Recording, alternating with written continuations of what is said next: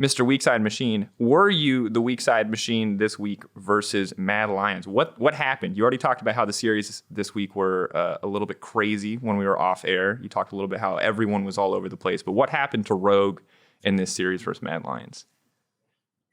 I would like to think that I was kind of Weakside Machine first 3 games. Game 4, I kind of joined in on the Fiesta alongside the rest of my crew. But I feel like first 3 games, my performance is quite respectable, at least in terms of like laning stats, because now that's the narrative around me, like stats are good for me.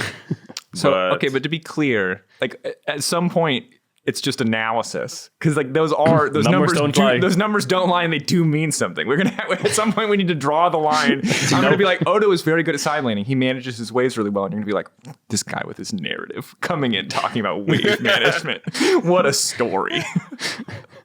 No, but I mean for sure. I think game 3, I played lane. I mean game 1, 2, and 3, I played kind of lane really well in all those 3 games. Even game 4. What I did in game 1, like I died to the gank. I even told my team it's a good death, on the spirit of Babus. The boss. Because I mean, yeah. I mean, that doesn't really matter, because I mean, I kind of saw it coming, but I was kind of locked in my Q animation and he just deflashed, so I could not like dodge it. But then I was like, okay, whatever. He blue flash. Lane is still fine. I managed to push out, and then I'm a Sion, so it doesn't really care. I just tanked the gank.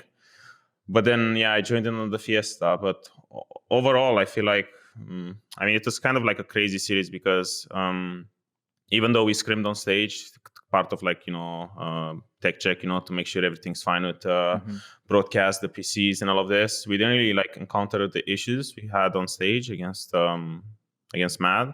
And we kind of like identified what it is, because, you could say it's like choking, everyone kind of chokes in their own way. It's like the choke, where you kind of forget how to play League of Legends. There's this choke where you're like, okay, I can't trade here because what if the enemy jungler is here? There's the choke where you're just like ultra quiet and you don't say anything and everyone's thinking what is happening, And there's also the choke where you're just floating comms to like exceeding amounts of like level, where you're just like, you have to use kind of like your whole brain power to just filter out the useful from the useless information, and that's kind of like, I think, what happened to us, where like, early game was like, early up to like start of mid game was like fine in all 4 games, I feel like. Like we were just winning lanes pretty much all the time, maybe except game 2 where bot was kind of trading, solo bolos with each other. Single dingles. But yeah, single dingles.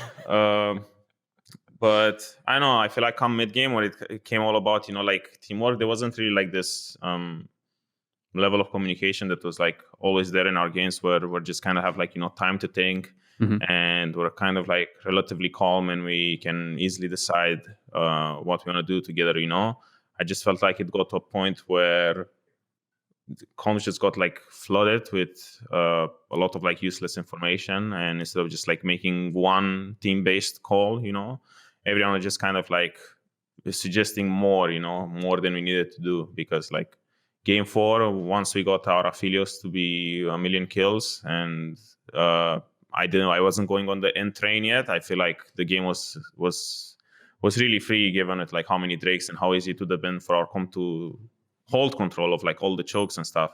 And I feel like it's kind of like the story of all games, where going into next week we just kind of need to figure out how to stop the comms from flooding, because I feel like it's kind of like the same story as we had in all our losses so far this split, that we're just our biggest enemy, because I always felt like that all the losses we had so far were just like us shooting ourselves in the foot instead of like being a skill gap, even like the losses against G2 in regular season. And I feel like all these 3 losses against Mad Lions were just us playing really bad, and it's not like getting skill gapped, it's just like anomalies, happening, so it's kind of like it was kind of like a new scenario, like a new situation for everyone in game that, it's kind of this like, it's panic inducing in a way where you're just like always used to having this environment, and then it suddenly changes.